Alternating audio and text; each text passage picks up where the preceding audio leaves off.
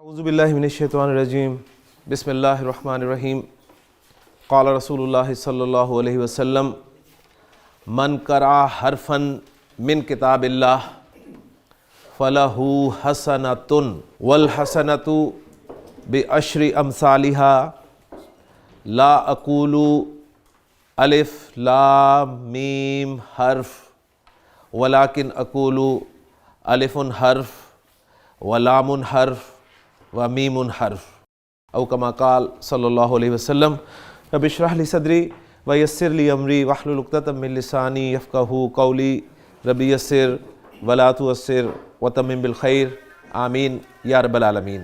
اللہ کے رسول صلی اللہ علیہ وسلم نے فرمایا کہ جس نے اللہ کی کتاب میں سے ایک حرف بھی پڑھا تو اس کے لیے ایک نیکی ہوگی۔ مزید فرمایا کہ اور وہ جو ایک نیکی ہے وہ اس جیسی 10 نیکیوں کے برابر ہے، گویا قرآن کا ایک حرف پڑھنے سے 10 نیکیاں ملتی ہیں۔ پھر آپ نے مزید واضح فرمایا کہ میں الف لام میم کو ایک حرف نہیں کہہ رہا، بلکہ الف ایک حرف ہے، لام ایک حرف ہے اور میم ایک حرف ہے۔ تو گویا الف لام میم آپ نے قرآن سے پڑھا تو آپ کو کتنی نیکیاں مل گئیں؟ 30۔ تو الف لام پڑھنے میں کتنی دیر لگی جی آپ کو؟ 30 نیکیاں۔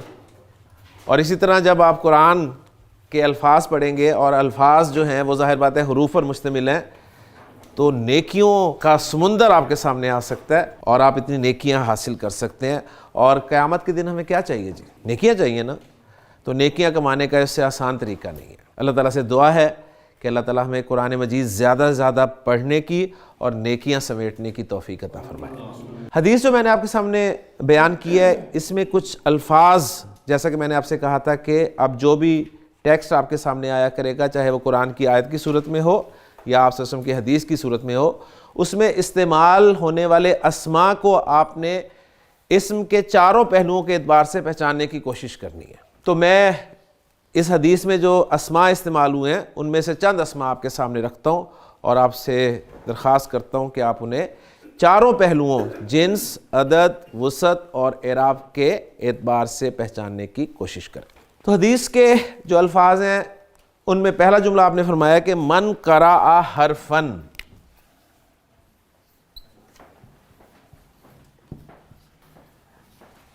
میں نے پہلا اسم آپ کے سامنے رکھا اور میں اسے اسم کیوں کہہ رہا ہوں؟ اس لفظ کے آخر میں آپ تنوین دیکھ رہے ہیں جو کہ اسم کی ایک موٹی علامت ہے۔ اسم ہو گیا۔ جب اسم آپ کے سامنے آ گیا تو اب 4 باتیں اسم کے حوالے سے آپ نے جاننے کی کوشش کرنی ہے۔ پہلی بات جنس کے اعتبار سے کہ حرف آپ مذکر کنسیڈر کریں گے عربی میں یا مؤنث، یعنی جو پکچر آپ نے پڑھی ہے اس کے مطابق یہ مذکر ہوگا، جنس کا تعین ہو گیا۔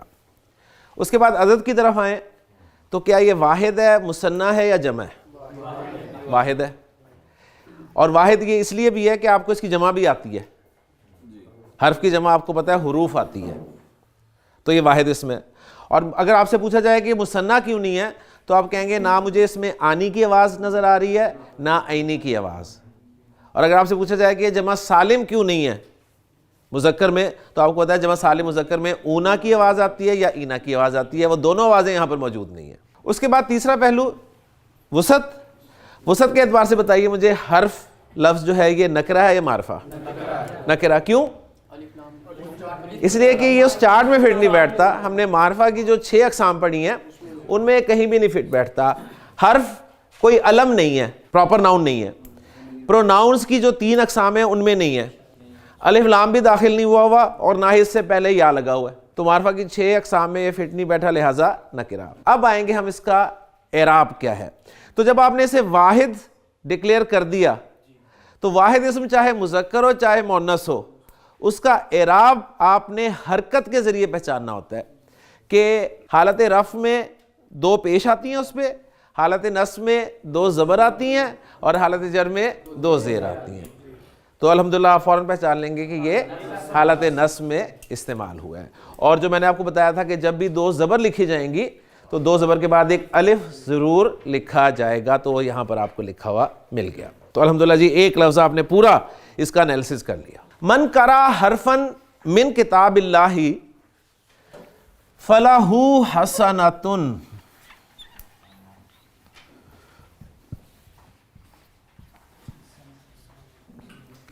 حسنۃ، اس میں کیوں اس میں تنوین دیکھ لیا آپ نے؟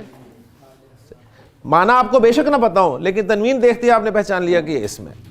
اب اس کا چاروں اعتبارات سے جائزہ لیں گے۔ جنس مذکر مؤنث، مؤنث۔ حسنہ کے معنی ہوتے ہیں نیکی،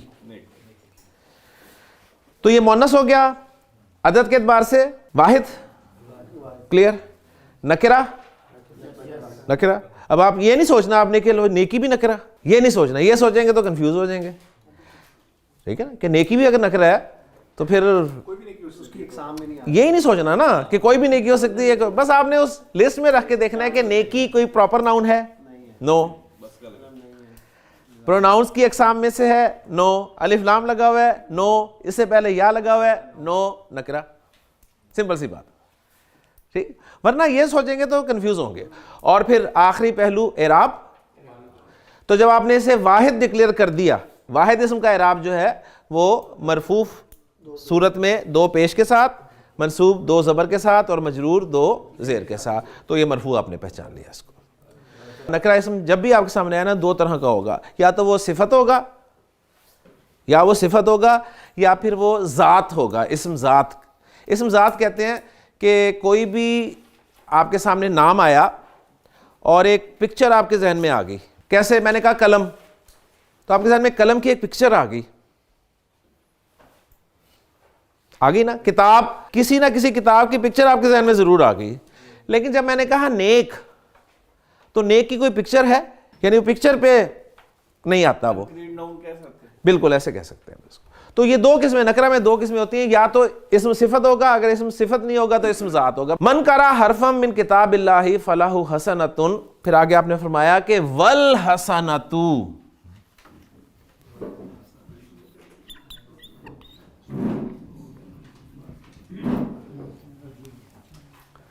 والحسنۃ، اور وہ نیکی جس کا پیچھے ذکر آیا نا، ٹھیک ہے، وہ نیکی۔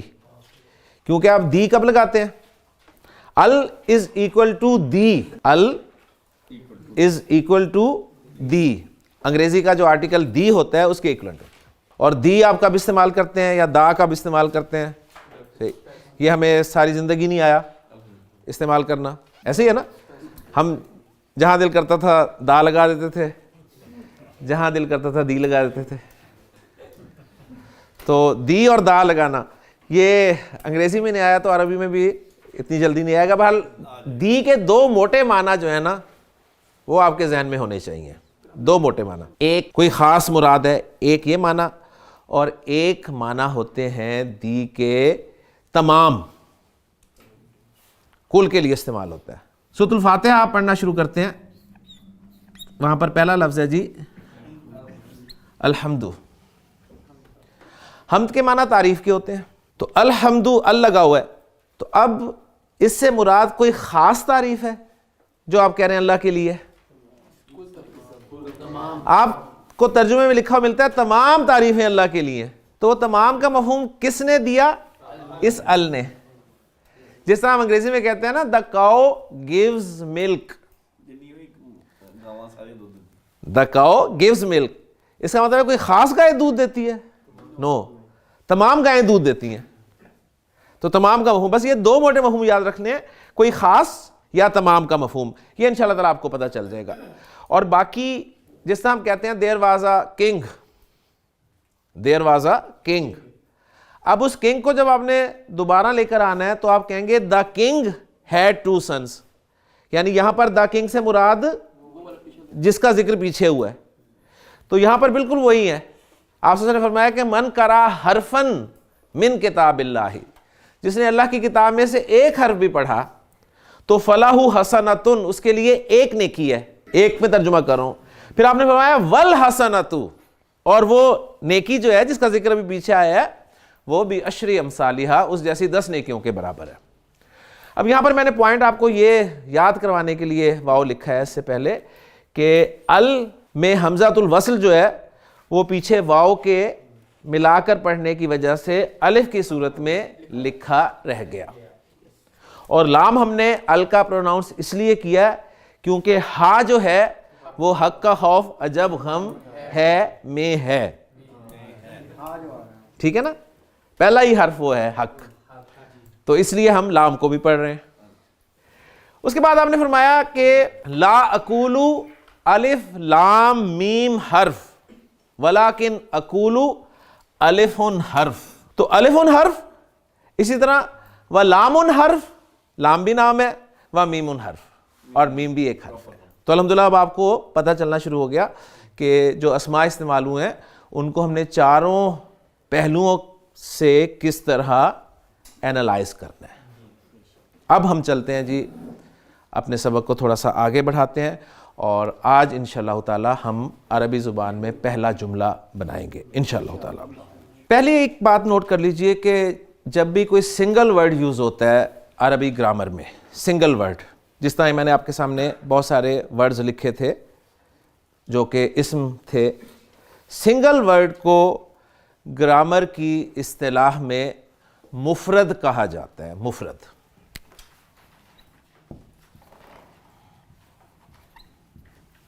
مفرد سنگل ورڈ،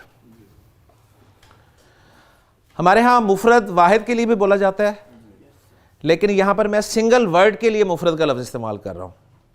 گرامر کی ٹرمینالوجی میں مفرد کہیں گے سنگل ورڈ کو۔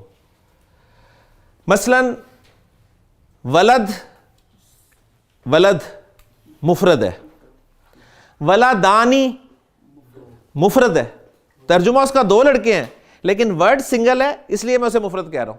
اولاد، ولد کی جمع، میننگز جمع کے ہیں لیکن ورڈ سنگل ہے لہٰذا میں اسے کہہ رہا ہوں مفرد ہے۔ بات سمجھ میں آ گئی؟ جنہ مفرد، جنتانی مفرد، جنات مفرد۔ تو سنگل ورڈ کو گرامر کی اصطلاح میں مفرد کہا جاتا ہے، چاہے میننگ اس کے ایک کے ہوں، دو کے ہوں یا جمع کے ہوں، اس ورڈ کو آپ نے مفرد کہنا ہے گرامیٹیکلی۔ سنگل ورڈ جہاں بھی پڑا ہوگا وہ مفرد کہلائے گا۔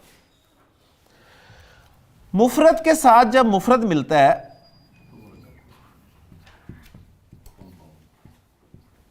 تو یہ مرکب بن جاتا ہے جی۔ مفرد کے ساتھ جب مفرد ملتا ہے تو مرکب بن جاتا ہے، مرکب جسے آپ کمپاؤنڈ کہتے ہیں۔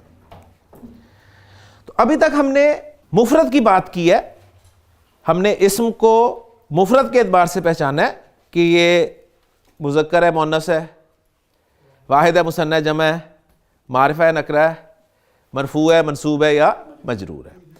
اب ہم چلیں گے مرکب کی طرف، یعنی اب ہم کم از کم دو اسماء کو ملا کر ایک مرکب بنائیں گے، دو اسماء کو ملا کر ایک مرکب بنائیں گے۔ تو مفرد پلس مفرد از اکول ٹو مرکب، اور عربی زبان میں جب بھی مرکب بنتا ہے نا، جب بھی مرکب بنتا ہے تو وہ دو طرح کا ہوتا ہے، یا وہ ناقص ہوتا ہے،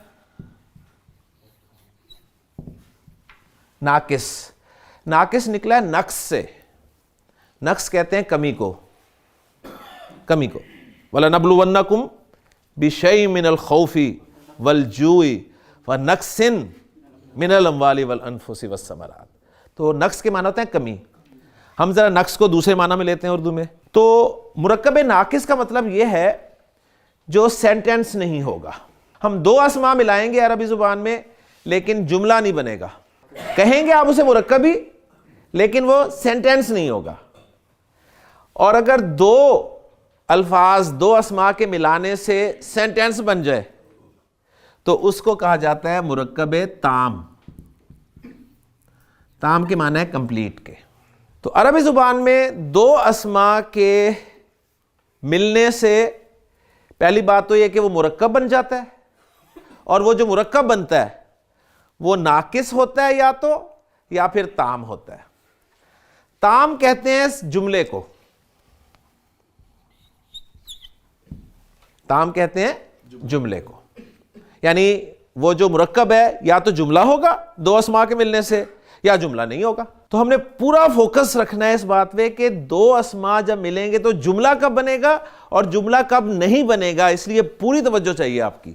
آپ کو یاد ہوگا میں نے آپ کے سامنے عربی اپنے لسان القرآن کورس کا سلیبس جو ہے وہ ذکر کیا تھا کہ ہمارا سلیبس جو ہے وہ 5 چیزوں پر مشتمل ہے: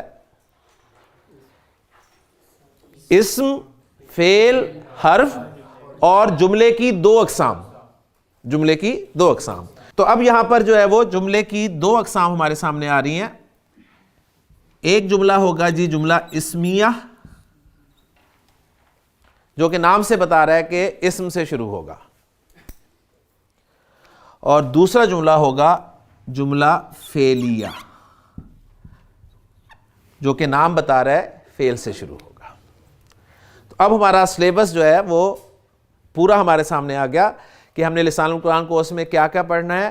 اسم جو کہ ہم پڑھ رہے ہیں، فعل جو ابھی ہم نے نہیں پڑھا، حرف جس کا ابھی بھی ذکر نہیں آیا، پھر جملہ اسمیہ اور جملہ فعلیہ. یہ 5 چیزیں ہم نے پڑھنی ہیں، جن میں سے ہم نے اسم کو 4 پہلوؤں سے مکمل کر کے جملہ اسمیہ کی طرف ہم آ گئے ہیں الحمدللہ. تو اس وقت ہم اب جو سٹارٹ کرنے لگے ہیں وہ جملہ اسمیہ سٹارٹ کرنے لگے ہیں. تو اب یہ پکچر ساری میں مٹا دوں گا اور مین ہیڈنگ ہوگی ہماری جملہ اسمیہ، کہ عربی زبان میں 2 اسماء کو ملا کر جملہ کیسے بنایا جاتا ہے. اگر آپ ان باتوں کو فالو کر لیں گے تو جملہ آپ خود بنائیں گے انشاءاللہ تعالی. اگر آپ نہیں بنا پائیں گے تو اس کا مطلب ہے کہ آپ نے باتیں صحیح طریقے سے سمجھی نہیں ہیں، آپ کی اپنی کوئی سائنس جو ہے وہ چل رہی ہے. ٹھیک. سیکھنے کے لیے سب سے اہم بات جو ہوتی ہے نا، ذہن میں رکھیے کہ آپ اپنے آپ کو ایک طالب علم کی حیثیت سے کلاس میں بٹھایا کریں. جب آپ عالم بن کے کلاس میں بیٹھتے ہیں نا، عالم بن کے، تو پھر سیکھا نہیں جاتا. طالب علم بن کے بیٹھیں گے تو انشاءاللہ تعالیٰ کچھ نہ کچھ سیکھیں گے. صحیح. تو اس کا مطلب یہ ہوتا ہے کہ آپ نے جو کچھ پڑھا ہوا ہے، جو کچھ آپ کے علم میں ہے، اس کو ذرا سائڈ پہ کر دیں، اور جو ٹیچر جس پہ آپ نے اعتماد کیا ہے، آپ کے سامنے کھڑا ہے، اسے تھوڑا موقع دیں کہ وہ آپ کو کچھ سمجھا سکے، اور اگر اس کی بات سمجھ میں آتی ہے تو انشاءاللہ تعالیٰ آپ دیکھیں یہ سلسلہ آگے چلے گا. جملہ اسمیہ.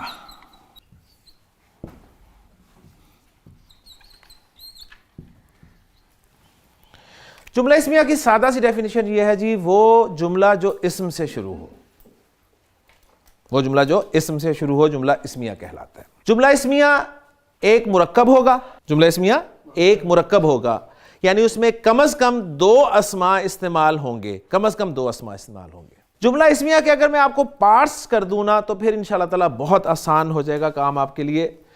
جملہ اسمیہ کی ابتدا، جملہ اسمیہ کی ابتدا جس اسم سے ہو رہی ہوگی، کیونکہ یہ تو کنفرم ہے کہ جملہ اسمیہ ہوگا ہی وہ جو اسم سے شروع ہو رہا ہے. تو جملہ اسمیہ کی ابتدا جس اسم سے شروع ہوگی اس اسم کو گرامیٹیکلی مبتدا کہا جائے گا.